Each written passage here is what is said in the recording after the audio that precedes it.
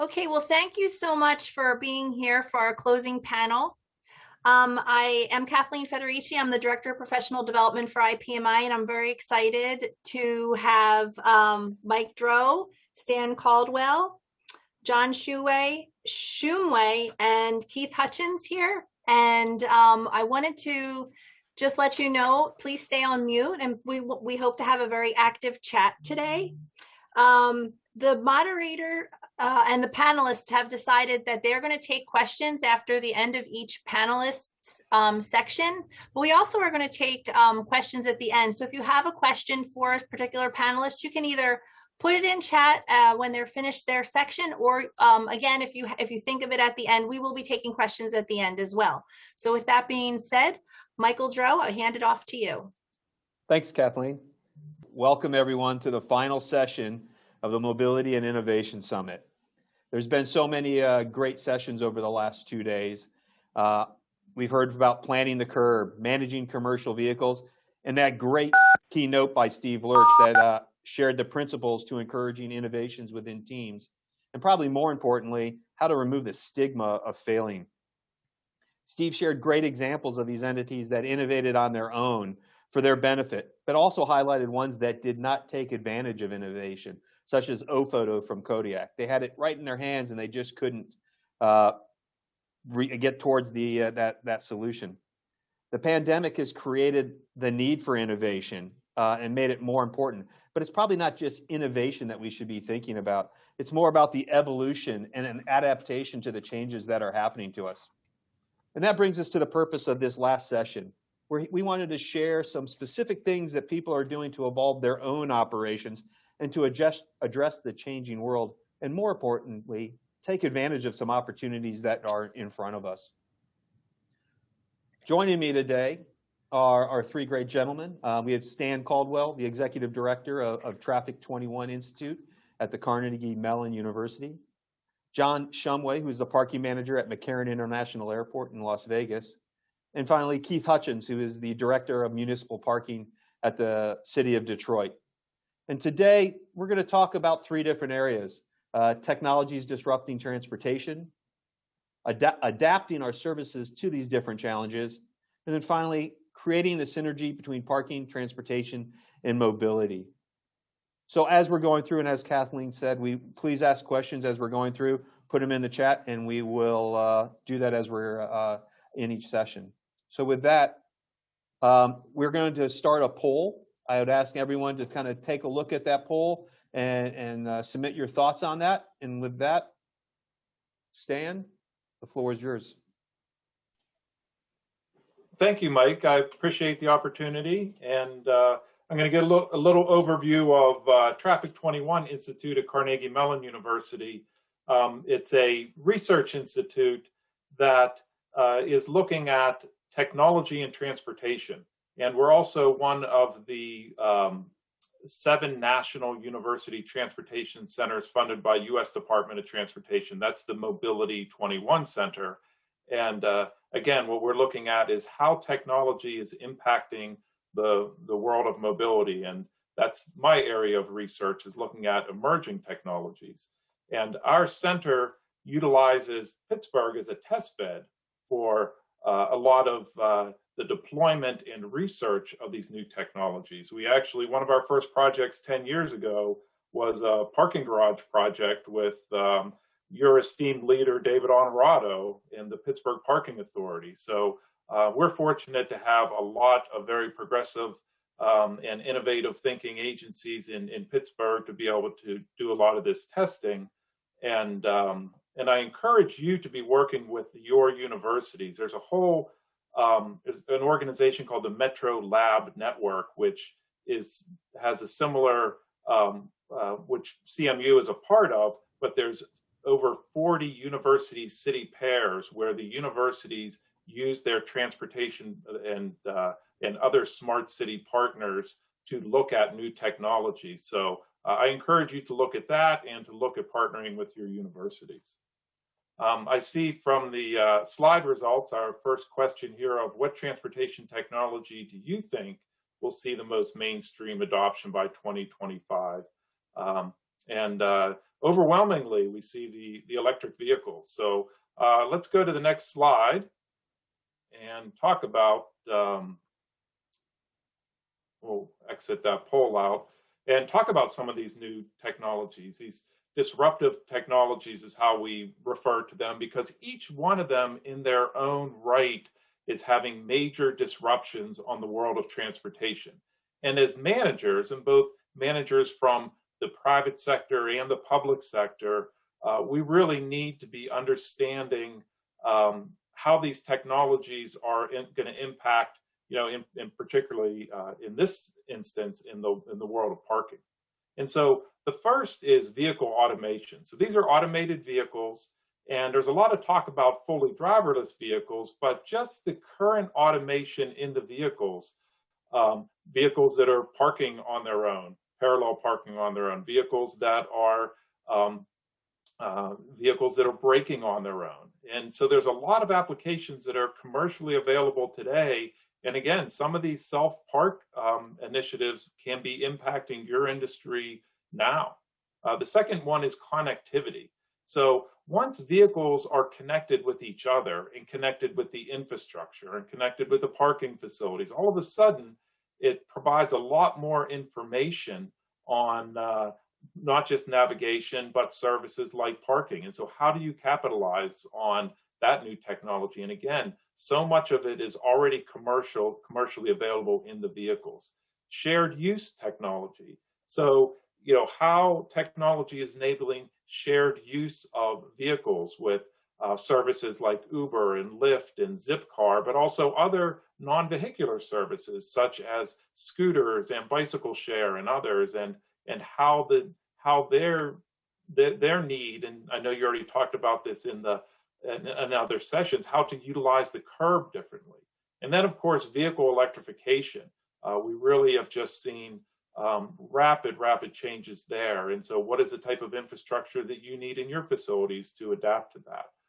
And then, of course, there's lots of novel modes of transportation that we see, talking about drones and Hyperloop and electric vertical takeoff and landing, essentially electric helicopters that will be moving us, in our cities. And if you think about it, there's places in Florida and other areas that are proposing these electric vertical and takeoff platforms, but parking facilities could be, could be ideal nodes for that in the future. So the key is these are all on they're all on different paths, but we have to look at them as parallel paths, and we have to be able to track, which ones are happening both from market forces and from consumer acceptance forces and the technology development themselves.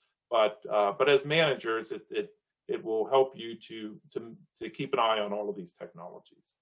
Next slide, please. And so what are we seeing in the industry and consumer trends, particularly in the last year with this? And these were, if you go back to there you go, thank you. These are trends. Some of these were increased with COVID-19, but a lot of them had been happening, had been already happening. And so one, of course, is e-commerce. And that had been happening, but really elevated a lot during COVID-19. But the significance of the e-commerce side of it is really understanding what is the curb access and infrastructure that these delivery vehicles need, particularly in dense urban environments, because that is, and if so, can you be charging for that? What is the business model from the municipality side of it? Another is telework.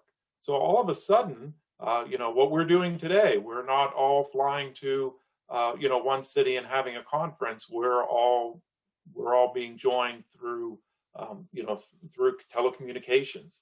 And so that's replacing vehicle trips. So how's that impacting the network? We've been actually doing a lot of research around the idea that communications is actually becoming a mode of transportation, and we need to start thinking of communications as a mode of transportation.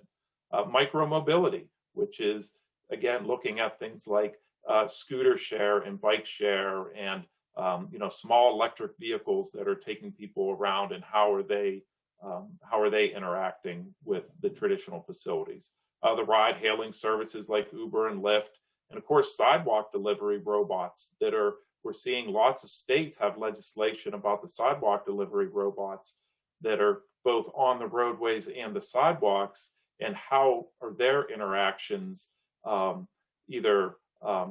are they impacting facilities that you already have out there? And again, back to the finance side, can you be generating revenue from that? A lot more trends of course, increased bicycle ridership in the facilities that they necessitate, and the traveler information and payment system. So now that we're able to not just navigate a lot of this comes back to kind of the connected vehicle side, not just navigate this with our phones and communication systems, but actually be paying for it with these systems as well. So again, these were all trends that were happening regardless of COVID-19, but with COVID-19, we're also seeing significant behavior changes, and we're all trying to speculate and guess, how they start to dissipate over the next few years. But that's another wild card that you as managers, both on the public and private side, have to be paying attention to, because these are all moving at different trajectories.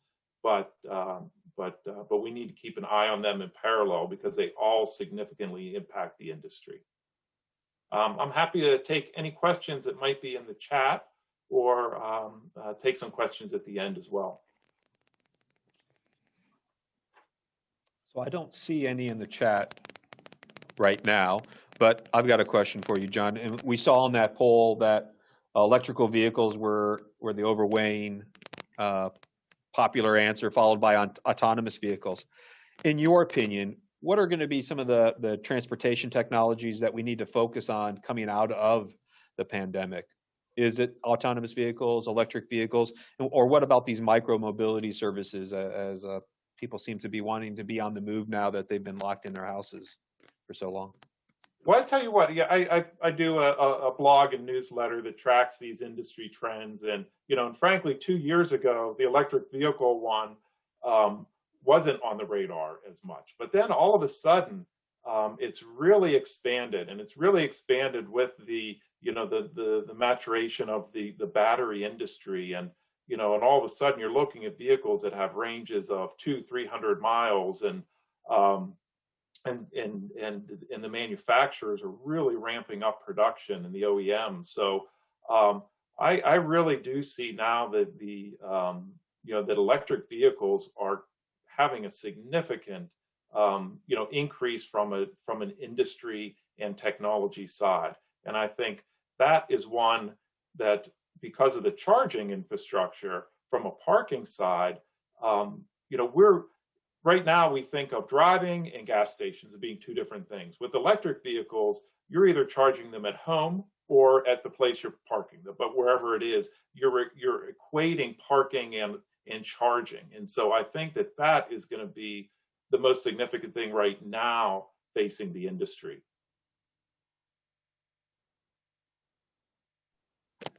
Thanks, Dan.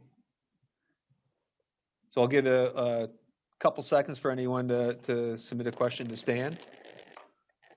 So we have first question coming in, Stan. How do you envision monetizing e-commerce companies on private property? I think I think that it comes from the delivery side. And so again, this becomes from the connected vehicle technology. And so if the vehicles are connected, and you're able, the same way that we're paying a lot of our parking by phone, if you're using the curb even just for 2 minutes or 5 minutes or 30 seconds, that can be captured, and that can be captured with cameras in the infrastructure or whatever technology you may have. And again, payment can be captured electronically as well. So I see the connected vehicle component of that as the way of capturing both from a public and private sector, being able to capture use of your facilities, whether it's a curb or a special drop-off spot or whatever it may be. And the interesting thing about that, that can be dynamically priced. You can be charging more if you're using that space at rush hour, or less if you're using it at a time when it's not impacting traffic. There's another question related to how do you monetize around from a micromobility perspective as well? I think with the micromobility one is that what we're seeing with the micromobility companies is that they're working directly with the city. So they have to, the micromobility companies have to cooperate with the city and come up with, in each city, they're coming up with different types of schemes, and not just schemes on pricing, but on distribution and where they're having their hubs.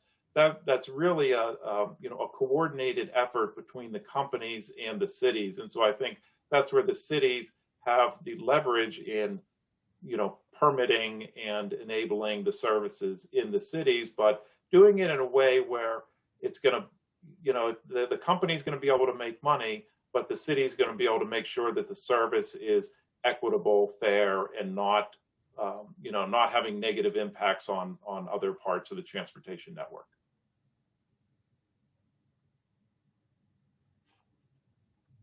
Thanks a lot, Stan.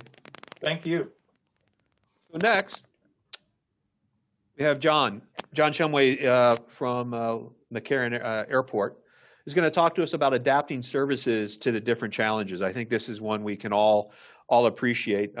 Over the last year, we've all had to adjust our daily lives, and as well as how we interact in the restaurants we go to and our vacations and everything else. So, John, the floor is yours. Mike, thank you very much. Welcome, everybody. I'm John Shumway. I'm the parking manager here at McCarran Airport in Las Vegas. I wanted to thank the IPMI for giving me the opportunity to speak today, especially about the city that I live and work in for the past 38 years. We're going to start out just talking about LAS's vision, mission, kind of give you a chance to read that. I'm not going to read it out to you. Give you a few seconds. I'm going to start out with where we were, what happened, what we did about it, and where do we go from here. So, Mike, could we go to the next slide, please?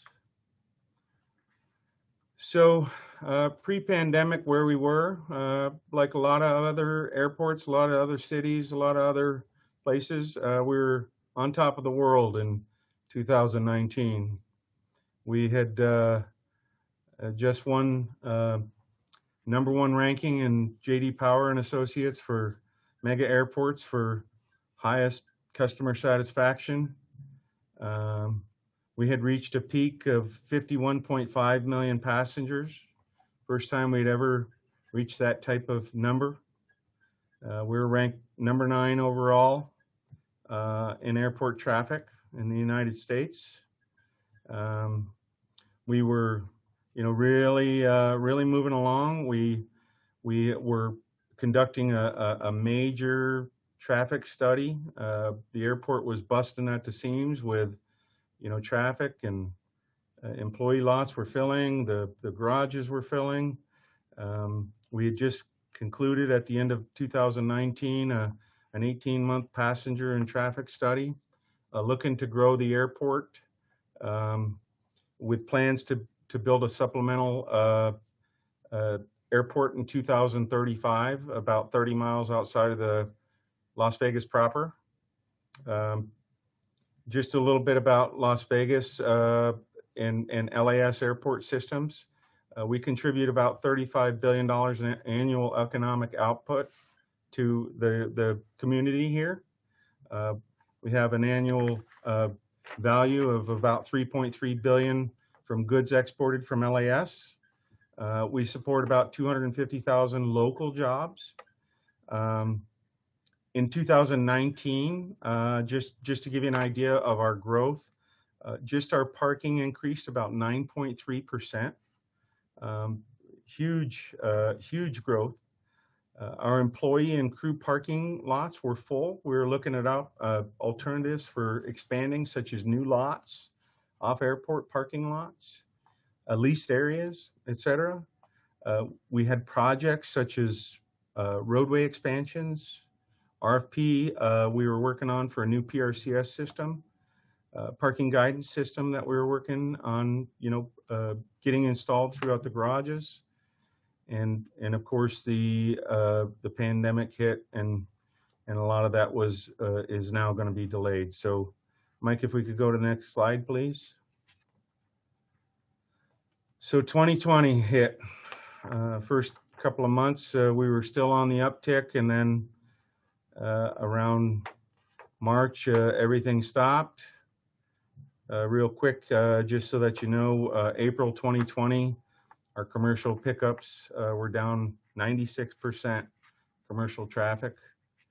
This is not unlike any other airport. I'm sure every other airport in the United States and world, this happened to everybody else. Our TNC drop-offs were down 97%. Our public parking was down 93%. Overall, a big decrease in everything. Could we go to the next slide, please? So how did we respond? So we had to do something in the middle of a big pandemic. It's a worldwide pandemic. We had to respond and respond quickly. We had to do some bleeding control, especially with budgetary items.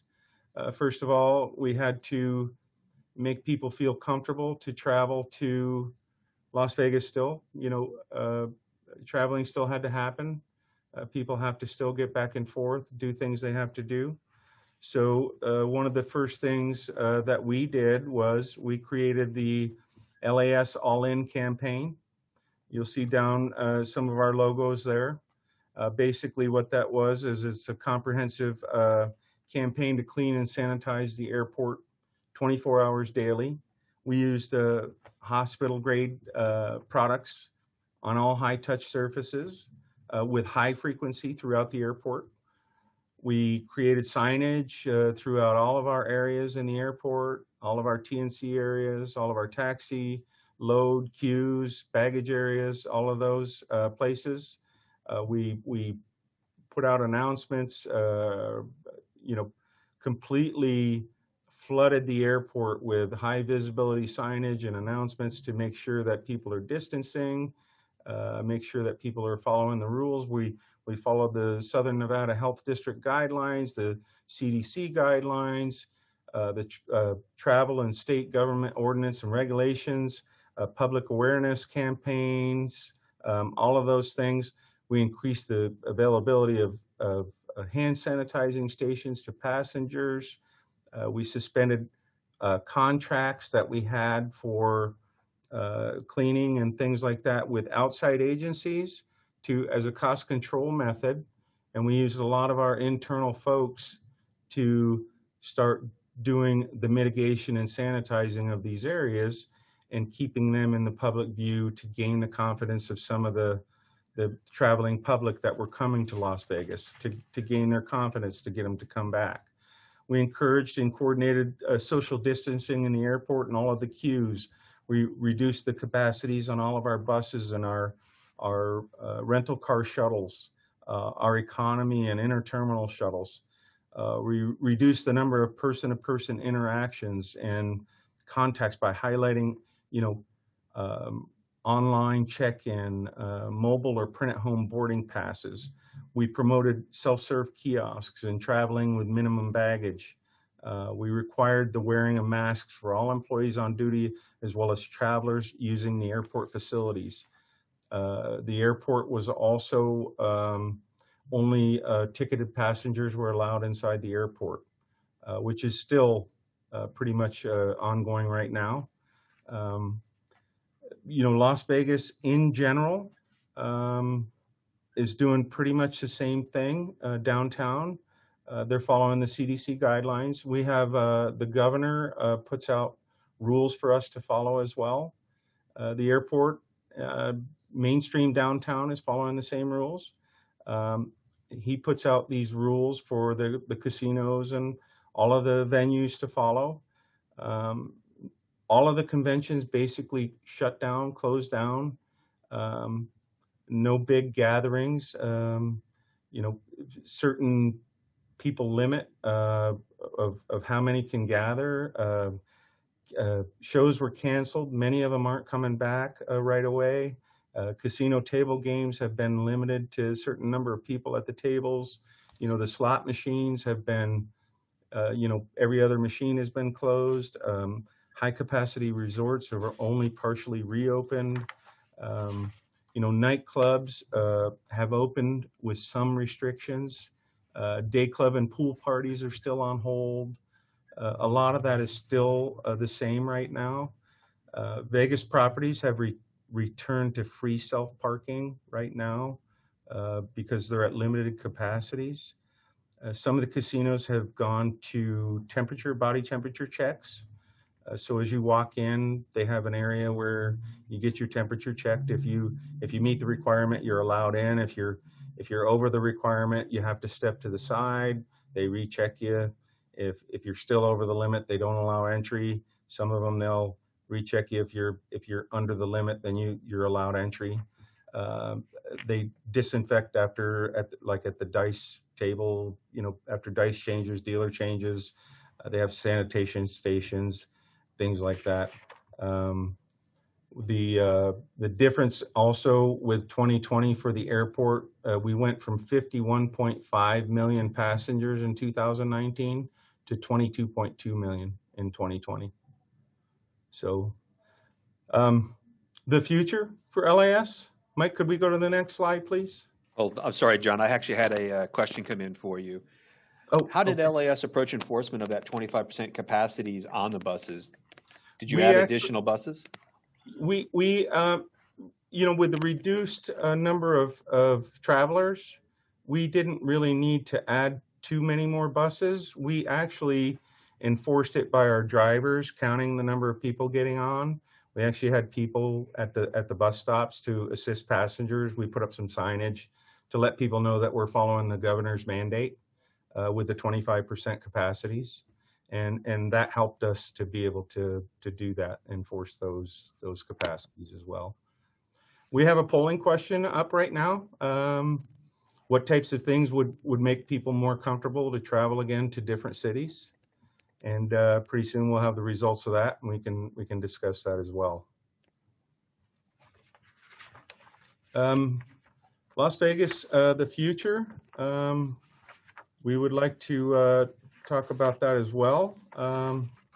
So the future of Las Vegas, I just the other day, the governor came out with some new restrictions. Obviously, things are some of the tensions relieving, and we went to 35% capacities. Okay, so the results of the polling, it looks like the vaccine seems to be the overwhelming winner of the poll. A lot of us airport employees here at McCarran have had the opportunity to get the vaccine, myself included. I've received the second dose, and so I also feel a little more comfortable having that as well. I think that's a good thing, but it seems as though that's helping us. We've had some good news lately. Some of our public schools are going to be reopening. My wife's a school teacher. She's going back to school on the 15th, golf clap. And so glad to see that, some of those things are opening back up. Looks like March 15th, we're going to go to 50% capacities in restaurants and in some of the public areas. So those are all good things that's happening. So Las Vegas future, Las Vegas, it looks like we're not really going to slow down. We did slow down a little bit, but plans are still on the horizon for a lot of new things. Things are happening. Things are opening. Just some of the things that are coming. We have the Las Vegas Convention Center has a 1.4 million square foot expansion, $980 million. It's due to open it towards the end of this year. That's not stopping. That's opening. It's coming. Huge expansion, beautiful place. It boasts the Elon Musk Boring Company, and it's going to use that as a as the shuttle program underground to get people back and forth to the different halls. Pretty amazing place. It's got the largest pillar-free, freestanding show area in North America. Unbelievable. We got the $4.3 billion Resorts World opening summer of this year. We also have the new Allegiant Stadium, home of the Las Vegas Raiders. We've been playing football in there. Unfortunately, we haven't been able to see a game yet, but we're hoping to pretty soon. We have a NASCAR race first Sunday in March. We've been allowed to have 16,000 spectators, which is going to be great. But you know, we're very dependent here on conventions. Las Vegas has over 150 conventions a year. We're very dependent on those conventions, on the entertainment, the tourism, the travel. We need that revenue. We need that money. And we want those people to come here.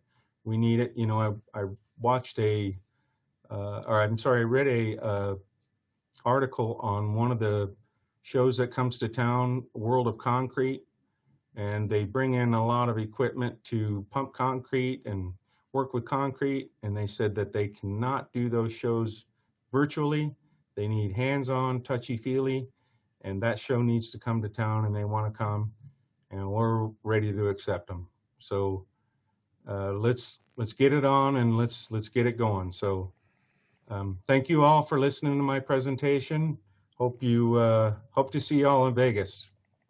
Hey, John, thank you very much. It's great to see Las Vegas starting to get up and going again. I know we're all waiting to come back there and lose more money. Absolutely. We're ready for you. Thank you, Mike. All right. So with that, let's go to our last topic, creating synergy between parking, transportation, and mobility. And Keith Hutchings has got some great topics here to kind of touch on this. So Keith, take it away. Thank you, Michael. I appreciate that. And obviously, we appreciate IPMI for giving us the opportunity. And on behalf of not just myself, but all the great people in the city of Detroit, the municipal parking department, who are working hard to bring some of these things to reality, we just appreciate you. I'm the quiet one of the bunch. I tend to have a little bit of energy, so I'll try to tamper it down a little bit.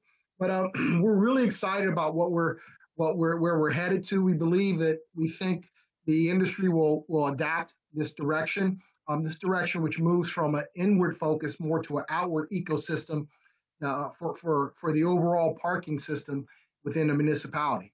But before getting there, we probably need to understand how we created an ecosystem for the city of Detroit municipal parking and the overall activities that happen throughout the city. And many of you would know that the city of Detroit was in bankruptcy and emerged out of bankruptcy. And when we started, we had over 50% of our meters were not working, so we weren't the most trusted entity in the city, and people weren't real happy with us. So what we did immediately is we, in 2013, moved away from our current pay by space system to a pay by plate zone parking system with LPR enforcement. And we integrated our enforcement system with our meter payment system, and it's been a great success. That same year, we also moved away from single space meters to parking kiosk, as well as smartphone payment.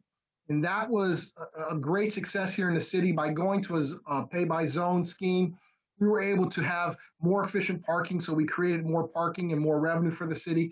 But we also were able to give citizens value. Instead of them leaving their individual space, if they had unpaid space, they were able to take it anywhere in the zone, and it was very, very successful. People loved it. It also helped us in enforcement. Many people would say, well, we weren't there, but when we have a license plate and a picture and a GPS location, it's kind of hard to argue that. So it gave us some strength there in enforcement. In 2008, we continued the development of our ecosystem by upgrading our revenue control systems, and we added LPR capability.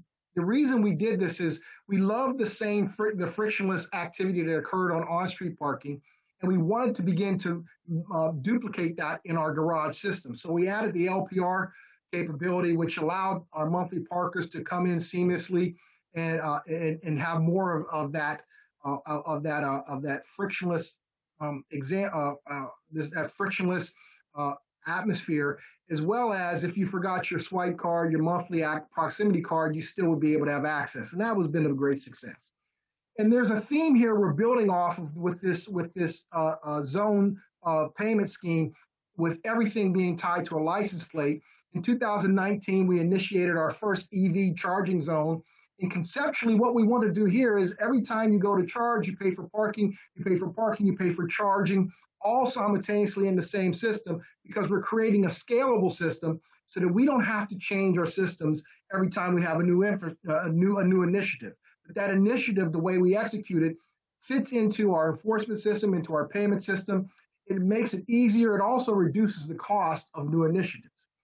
And then, of course, last year, we developed, we rolled out our zone-based electronic residential parking program, which again is license plate based. And because of that strategy, it gives us so much more flexibility. One, it's really no longer possible to manipulate the program because permits are directly tied to a license plate. You can execute a visitor's permit 24 hours a day in real time, 1 o'clock at night, which gives you a great deal of ability. It gives us some flexibility because of the license plate based zone parking program to let you get a rental car and be able to immediately add that into the system if you had an accident, or have it if you're a property owner and you're renting out your complex, you can have access. Or if you're sick and you have caregivers, to be able to put those into the system in real time. And so we created an ecosystem that we could stack activities in a very quick, very easy way without changing our mode of operation. But what we're talking about today is what we're really excited about.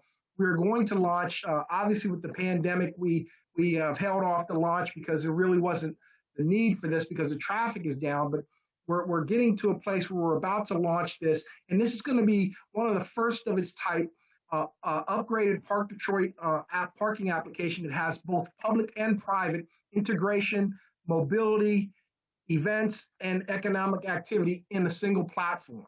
So if we could go to the next slide. Well, we've got one quick question for you. Okay. How much usage have you seen at the on-street electric vehicle zones? And have you had issues with non-EV cars taking those spots? Yes, we have had some issues with that, but that's why we also want to tie all those zones into actual parking payments, because from an enforcement standpoint, we can easily enforce that, and that will change that behavior.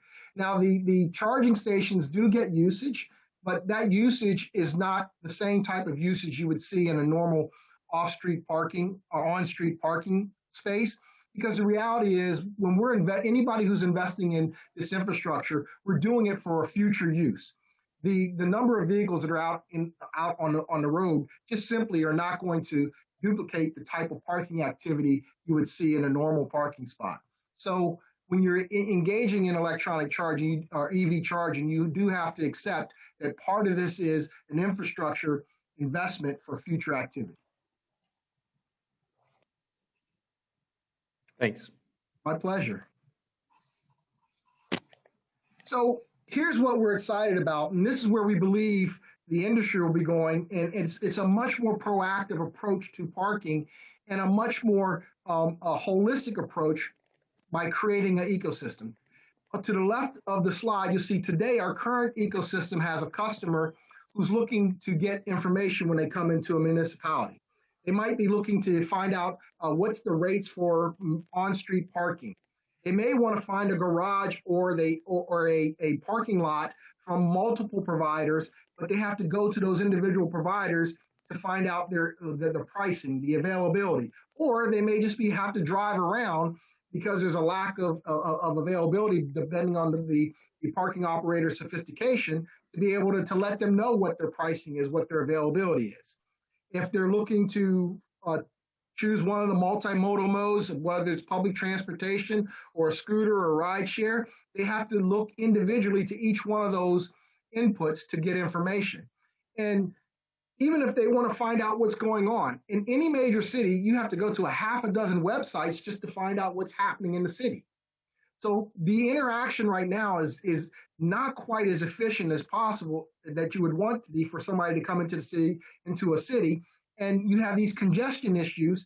And if you don't know your way around a city and somebody blocks off a street, which is the only way you know how to get to where you're going, you're now in trouble. So it causes people not to have the same interest to come into a urban area with congestion. But in the environment of tomorrow, the ecosystem of tomorrow, you would then take all your on-street and off-street parking information, your pricing, your availability, and you'd send it into a single aggregate platform, our parking app. You take your transportation activity and you send it into that platform, and then you aggregate every major event, destination, or promotion that's happening, and you're putting it all in one space. So now the consumer can go to one place, find their pricing, understand what the availability is, understand options, so if they want to park further away, what that would look like, what type of transportation options are available for them, and even understand what type of activities that are existing there. What we're doing is creating a model that this becomes such an important tool if you're coming into an urban area that you need to download this tool and use this tool. And why are we wanting to do that? Because we want to limit the congestion that's happening. We want to make parking more efficient.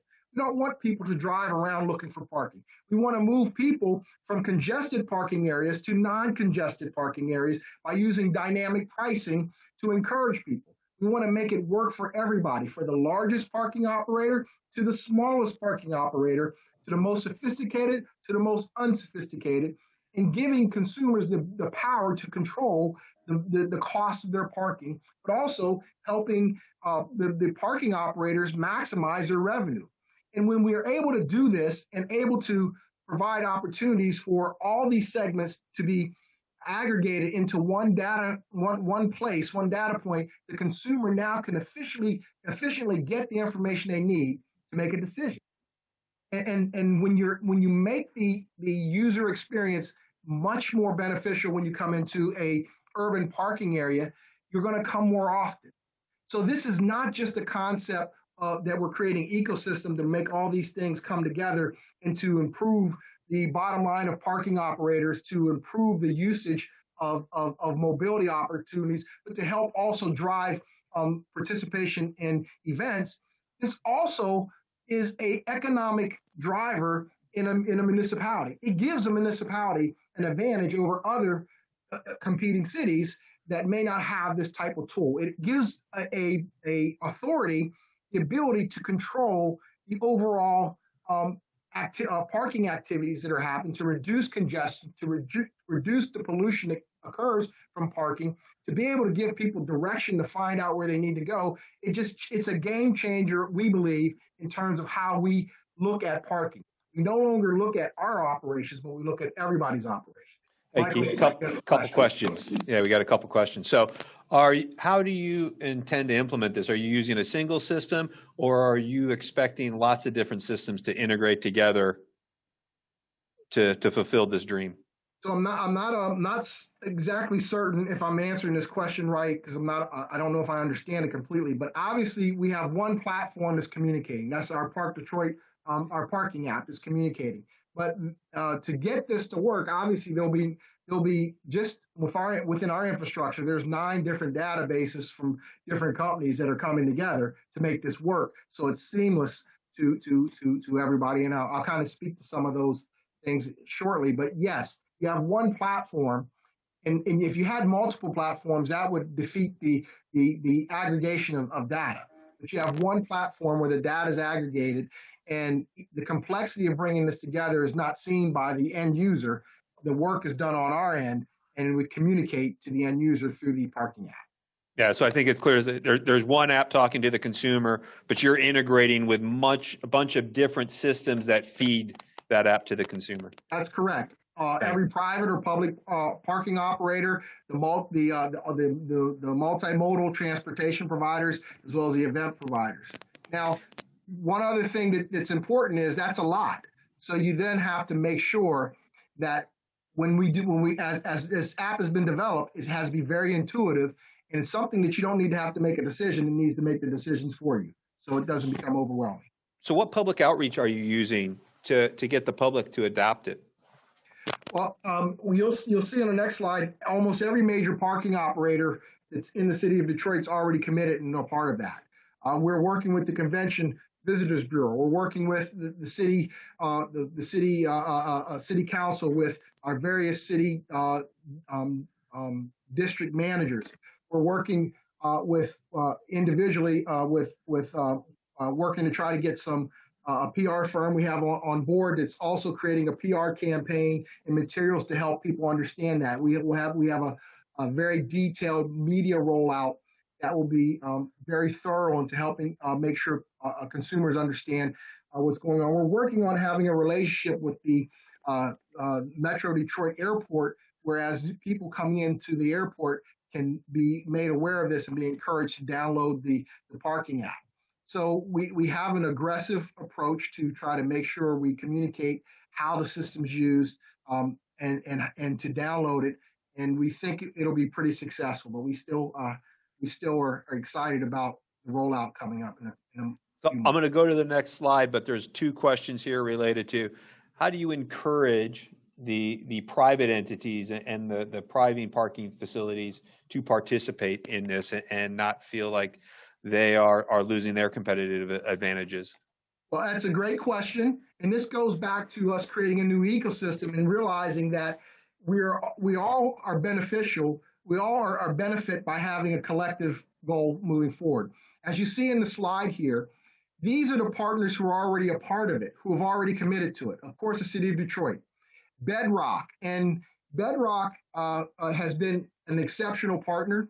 They were thinking about this concept on the off-street side just for their facilities, and then we connected because we knew there were synergies that what we were doing, we were going to do it on a larger scale, and so they've been very, very supportive, as they have been in general in the city of Detroit for community things. We have Bedrock, Olympia Entertainment. If you don't know who Olympia Entertainment, that's the Tigers, the Red Wings.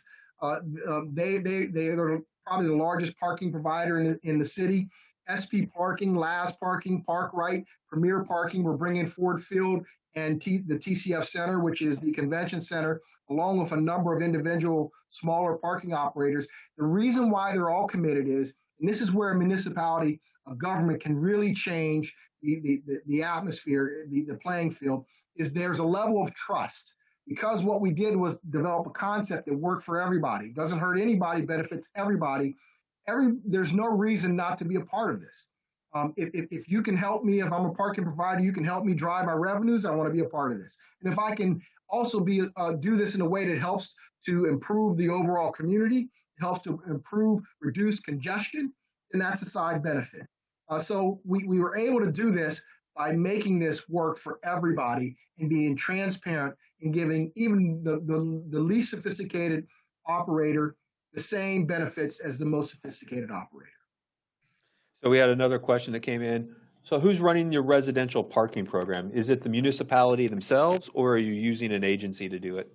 No, after bankruptcy, we've been pretty sensitive about making sure that we run everything we can run.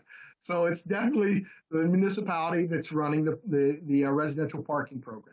And I assume the same for enforcement as well. That's correct. Great. So as I mentioned here, you see the people, how you come into participating in this new ecosystem. This new ecosystem gives us frictionless access to facilities if you have the type of equipment. Dynamic pricing. If you're almost full, and understand everybody still has complete autonomy of their operations. So we will have a pricing model that will suggest pricing, but you still have the choice to follow our pricing model or not. But if you're full and we ask you to raise your prices, you're probably not going to have a problem with doing that. And if you're empty and we ask you to lower your prices, you might have had a problem doing that, but now we're going to drive people to your structure. So you're going to be willing to do that. So consumers benefit because if they're willing to drive a little further, park a little further away, they get the benefit of saving money. So you have real-time availability. You won't have to drive somewhere and then find out they don't have space. You have the ability to understand the multimodal mobility opportunities. So you might say, yeah, it's worth me saving $20 to park 16 blocks away and take a train, the people mover or the queue line to the basketball game. You'll be able to reduce the congestion, the pollution, and people will have a better understanding of where the events are happening. Now, all of this will be merchandised through the Park Detroit app, as you see on the right. And the other thing is we've always tried to make sure that every time there's one economic transaction, it's promoting a second economic transaction. One of these things that you'll see here is through Ticketmaster and event ticketing agencies, whenever they have a ticket purchase, they're going to be prompting people to park. So that ties into that. We also haven't rolled this out. It's not complete yet, but we're working on a parking perks program, which means if I park at a garage, you'll get a perk maybe as an appetizer to a restaurant or vice versa. Again, the idea is to drive the economic activity, not just for the parking program, but for the overall municipality, the overall city, to drive the economic growth there, to be a force that improves more than just simply parking.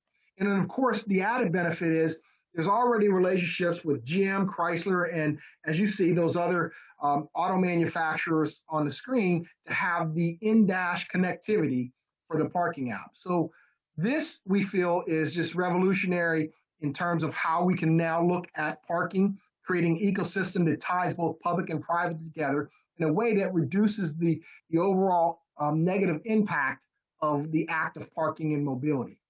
We're excited about this, and I'm open for any other questions you may have.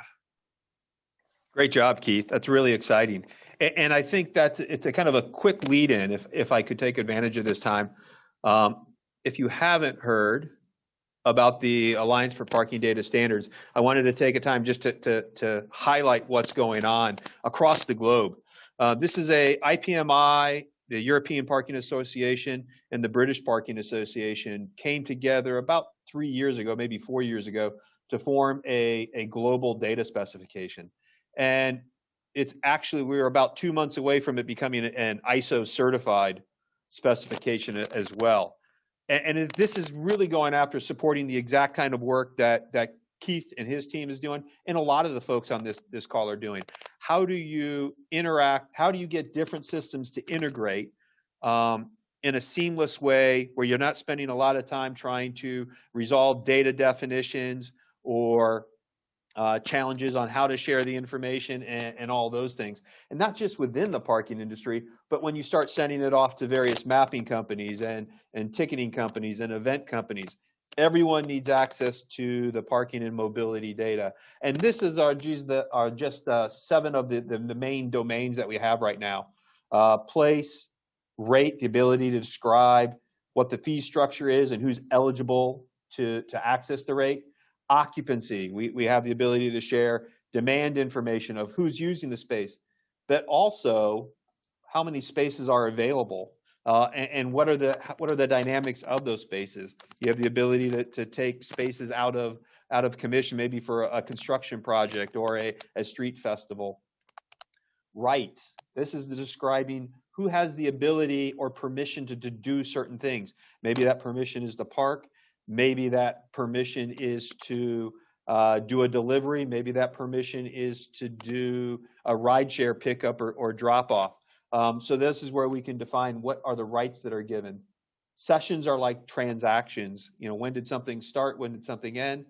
And observations are just actually seeing what we see, whether it's an LPR read, it's an RFID read, it's someone making a visual observation of something. So we've defined ways to communicate this information between parking systems and allow all of the technology providers to spend less time trying to figure out how to talk to each other, and more importantly, start talking about how we innovate and deliver the solutions in a way that support the city of Detroit and other folks. So I'm very excited about what we're doing. As I said, we are about 2 to 3 months away from being actually ISO certified. We're going through that review process right now. Stan talked about robots on sidewalks. We're actually integrating with another ISO group that is building those robots on the sidewalks and making sure that that collaborates. And we've been working with the automotive manufacturers on automated valet parking so that the cars know how to talk and enter a garage. So that's all being done through the APDS data spec. So I encourage you to take a look at it and more importantly, get involved. Here's where you can find the specification right now. We've got over 500 people participating in it. There are, similar to what Keith is doing in the city of Detroit, the British government has adopted the specification, and they've got similar programs being built in their cities right now, Manchester being one of them. And we're also taking it to Australia and New Zealand. So we look forward for you, everyone on this call, getting more involved. Would love to hear your thoughts on it and kind of help guide where the specification needs to go.